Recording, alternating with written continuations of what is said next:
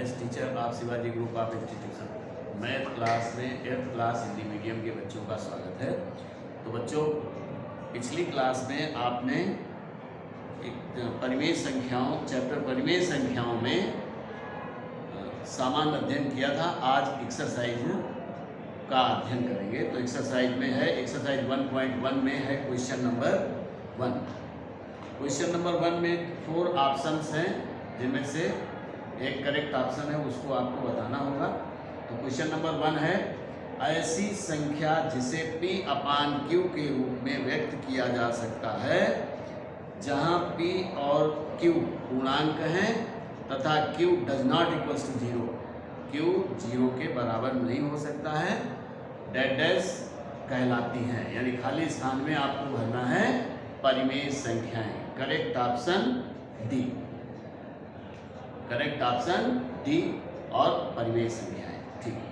अब question number 2, question number 2 में है -24/45, -24/45 के समतुल्य परिमेय संख्या है, के समतुल्य परिमेय संख्या है,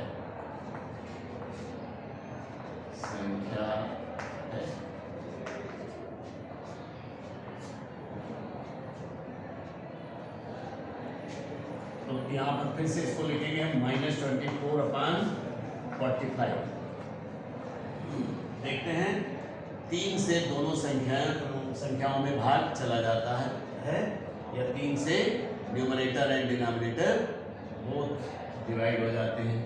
तो 3 से इसको डिवाइड करेंगे तो क्या हो जाएगा, 15 से 45, 15 आ जाएगा, और 3 से इसको कैंसिल करेंगे तो -8 आ जाएगा, इक्वल्स टू -8/15।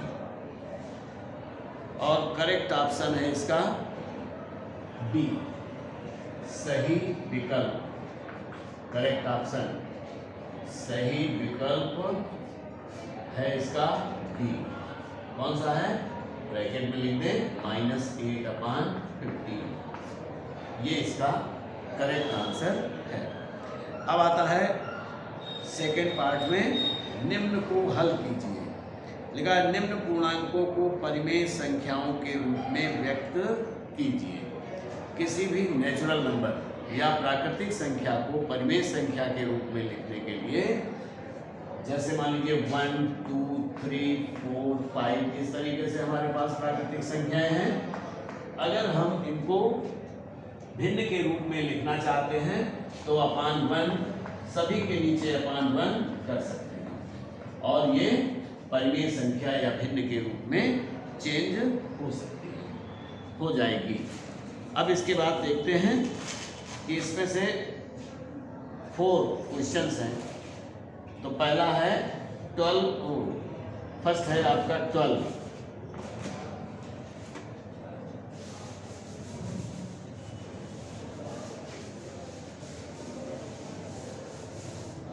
तो इसमें से आपको ये देखना है कि 12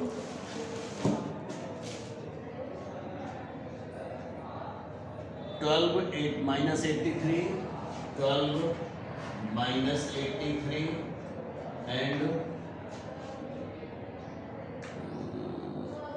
-91 एंड 144। ये ए पार्ट है और ये बी पार्ट है, ये सी पार्ट है, ये डी पार्ट है। इनको हमें परिमेय संख्या के रूप में व्यक्त करना है। तो इसमें भी हम /1 और /1 करके हम परिमेय संख्या के रूप में व्यक्त कर सकते हैं। क्वेश्चन नंबर 2 है सेकेंड पार्ट का, निम्न में से धनात्मक व ऋणात्मक परिमेय संख्याएं छाटिए। नेक्स्ट नंबर है, निम्न में से धनात्मक, सेकेंड पार्ट है अभी, सेकेंड पार्ट में क्वेश्चन नंबर 2, क्वेश्चन नंबर 2 है सेकेंड पार्ट का, इसके पहले फर्स्ट था। तो 2 में है, निम्न में से धनात्मक और ऋणात्मक परिमेय संख्याएं छाटिए। ए पार्ट है 5/9, 5/9, डी पार्ट है -14/29, -14/29, एंड सी पार्ट है, सी पार्ट में है -3, और डी पार्ट में है -19/-28, -19/-28। तो अब देखते हैं, इनमें केवल हमको ये बताना है कि कौन सी संख्या धनात्मक है और कौन सी ऋणात्मक है। तो धनात्मक देखिए, इसमें अंश व हर दोनों धनात्मक हैं, अतः ए तो आपका हो गया धनात्मक, ए पार्ट हो गया धनात्मक। अब बी पार्ट की बात करते हैं। बी में अंश ऋणात्मक है और हर धनात्मक है। अगर किसी परिमेय संख्या में अंश या हर में से कोई एक ऋणात्मक है तो वो संख्या ऋणात्मक होगी। तो ये हो गई ऋणात्मक। अब सी पार्ट में देखते हैं -3। इसको अगर हम फ्रैक्शन में चेंज करना चाहें या परिमेय संख्या के रूप में चेंज करना चाहें तो -3/1 होगा। तो इसमें भी अंश ऋणात्मक हो गया, अतः ये सी भी ऋणात्मक होगी। अब डी में देखते हैं। डी में यदि किसी संख्या यदि किसी परिमेय संख्या में अंश और हर दोनों धनात्मक हैं तो भी संख्या धनात्मक होगी। अगर अंश व हर दोनों ऋणात्मक हैं तो भी संख्या धनात्मक होगी।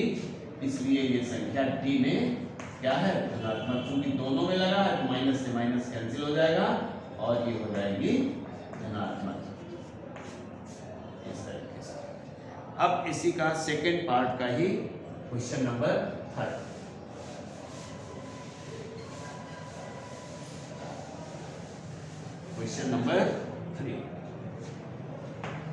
क्वेश्चन नंबर 3 में कह रहा है, निम्न परिमेय संख्याओं को धनात्मक हर के साथ लिखिए। तो पहला है ए, धनात्मक हर के रूप में लिखो, के रूप में लिखो। तो तीसरे का फर्स्ट पार्ट है या ए पार्ट है 4/-9, 4/-9। हर को धनात्मक करने के लिए अब हम इस संख्या में अंश व हर दोनों में से -1 से मल्टीप्लाई करेंगे। -1/-1, -1/-1 की वैल्यू +1 होती है। क्योंकि सभी दोनों संख्याएं अंश व हर समान हैं, इसलिए अगर हम हर से अंश में भाग देंगे तो एक ही आंसर आएगा। और 1 से किसी भी नंबर को मल्टीप्लाई करने में उस नंबर की क्वांटिटी में कोई चेंजमेंट नहीं होता है। तो अब देखते हैं इज इक्वल्स टू -4। 4 को -1 से मल्टीप्लाई करेंगे तो -4 हो गया, और अपान हर को यानी -9 को -1 से मल्टीप्लाई करेंगे तो पहले तो माइनस से माइनस को मल्टीप्लाई करेंगे तो ये प्लस में चेंज हो जाएगा, और 9 को 1 से मल्टीप्लाई करेंगे तो 9 हो जाएगा या -4/9। ये धनात्मक हर की संख्या प्राप्त हो गई। इसी प्रकार से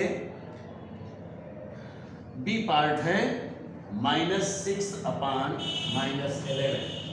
इसका ये ए पार्ट था, अब ये बी पार्ट है -6/-11। इसको भी धनात्मक हर के रूप में लिखना है। तो धनात्मक हर के रूप में लिखने के लिए क्योंकि हर माइनस में है इसलिए हम -1 से मल्टीप्लाई इसको भी करेंगे। -1/-1 is equals to minus and minus, numerator को न्यूमरेटर से मल्टीप्लाई करते हैं और डिनोमिनेटर को डिनोमिनेटर से, यानी अंश को अंश के साथ मल्टीप्लाई करते हैं और हर को हर के साथ मल्टीप्लाई करते हैं। तो माइनस से माइनस को मल्टीप्लाई करेंगे तो प्लस हो जाएगा, और 6 को 1 से करेंगे तो 6 रह जाएगा। -11 को -1 से मल्टीप्लाई करेंगे तो ये भी 11 हो जाएगा, क्योंकि माइनस से माइनस को मल्टीप्लाई करेंगे तो प्लस हो जाता है। इस प्रकार से इसमें 4 पार्ट हैं, तो 2 पार्ट्स आप स्वयं करेंगे इसके, बिल्कुल सेम ऐसे ही हैं। अब क्वेश्चन नंबर 4, क्वेश्चन नंबर 4 में आइए।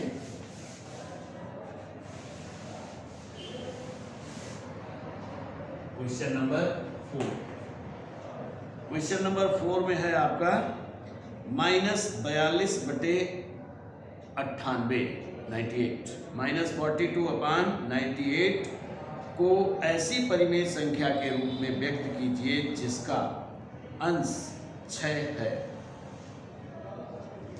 4 का ए पार्ट है। पहला पार्ट है आपका -42/98। इसने कहा हर अंश की जगह में प्लस का 6 आ जाए। अब इसको कैसे चेंज करना है? अंश बराबर 6, तो इसका मतलब है ये माइनस भी हटाना है और यहाँ 42 की जगह में 6 आ जाए। तो किस संख्या से भाग दिया जाए? तो इसका मतलब हम 6 से भाग 42 में दे करके देखेंगे तो हमें पता चल जाएगा कि किस संख्या से भाग देना है। तो 6 का भाग 42 में देंगे तो 7 बार जाएगा। तो इसका मतलब है -7 से इसको डिवाइड कर देना चाहिए।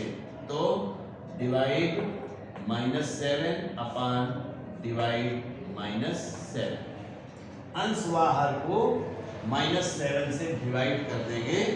तो आप देखिए, अगर हम इसको डिवाइड करेंगे तो माइनस से माइनस कैंसिल हो जाएगा। 7 का भाग 42 में देंगे तो बराबर 6 आ जाएगा।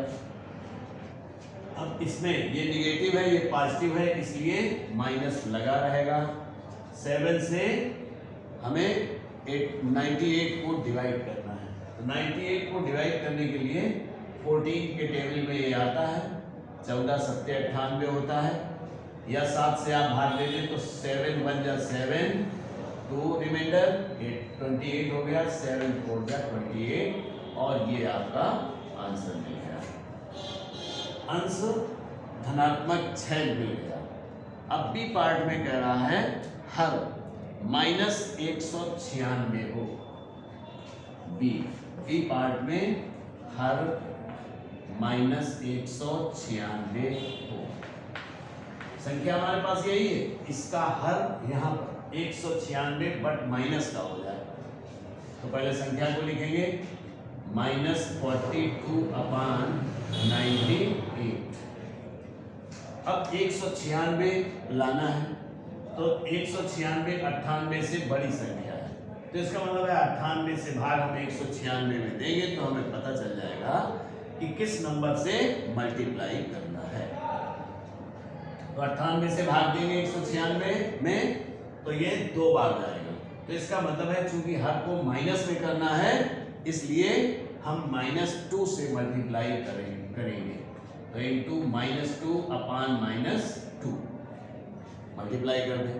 तो अब माइनस से माइनस को मल्टीप्लाई करेंगे तो प्लस में चेंज हो जाएगा, और 42 दूनी 84, यानी 42 × 2 = 84, और अपान 98 × -2, तो माइनस तो ऑलरेडी आ जाएगा। अब 2 से इसको मल्टीप्लाई कर देंगे तो 196 हो जाएगा, और ये आंसर मिल गया।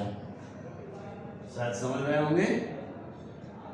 अब फिर इसने कहा सी में अंश माइनस का 21 रह जाए। सी पार्ट है इसका, चलिए सी यही लिख देते हैं।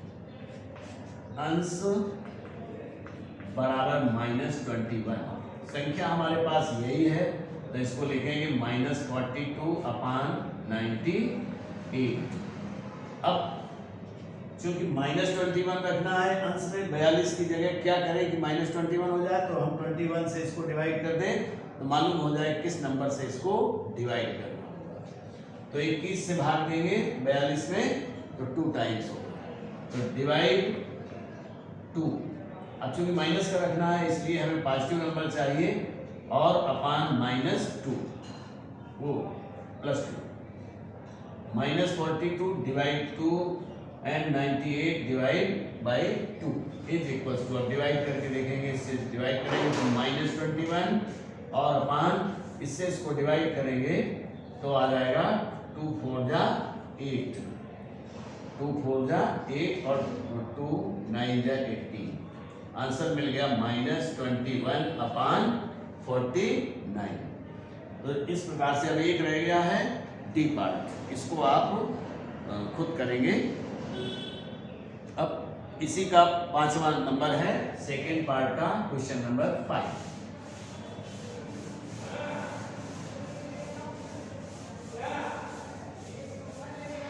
क्वेश्चन नंबर 5 में है, क्वेश्चन नंबर 5,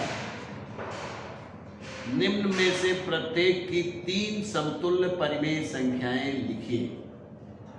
निम्न में से प्रत्येक की 3 समतुल्य